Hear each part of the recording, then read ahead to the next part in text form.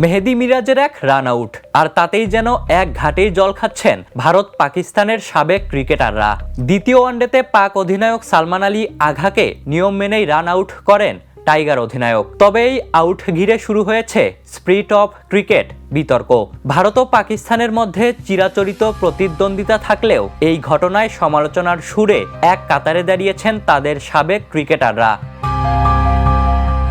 ভারতের সাবেক অলরাউন্ডার মোহাম্মদ কাইফ সামাজিক যোগাযোগ মাধ্যমে লিখেছেন, উইকেট পাওয়ার জন্য যতই মরিয়া হন না কেন, এমন রান আউট ঠিক হয়নি। বিশ্বকাপ ফাইনাল হলেও এমনটা করা উচিত নয়।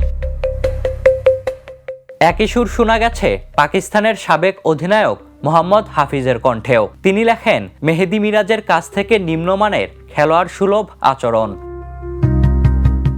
পাকিস্তানের সাবেক উইকেটকিপার কামরান আকমল তো আরও কঠোর ভাষায় সমালোচনা করেন। তার মন্তব্য, মিরাজ বাংলাদেশের অধিনায়ক, কিন্তু আচরণ করেছে গলির ছেলের মতো। তার উচিত ছিল স্পোর্টসম্যানশিপ দেখানো। ভারতের সাবেক ক্রিকেটার অজয় জাদেজা আবার 2023 ওয়ানডে বিশ্বকাপে সাকিবের ম্যাথিউসকে করা টাইমড আউট প্রসঙ্গ সামনে এনে দাবি করেছেন, টাইগারদের বিপক্ষে খেলতে হলে সতর্ক থাকতে হবে। তিনি বলেন, অ্যাঞ্জেলো ম্যাথিউসের টাইমড আউট থেকে সালমান আগার বিতর্কিত রান আউট মনে হচ্ছে বাংলাদেশকে বিশ্বাস করা অপরাধ। বাংলাদেশের বিপক্ষে খেলার সময় সব দলকে বাড়তি সতর্ক থাকতে হবে। এদিকে বাংলাদেশ পাকিস্তান সিরিজ জমে উঠেছে। আগামীকাল 15 তারিখ সিরিজ নির্ধারণী ম্যাচে মাঠে নামবে দুই দল। Ishtiaq Mahin, the news.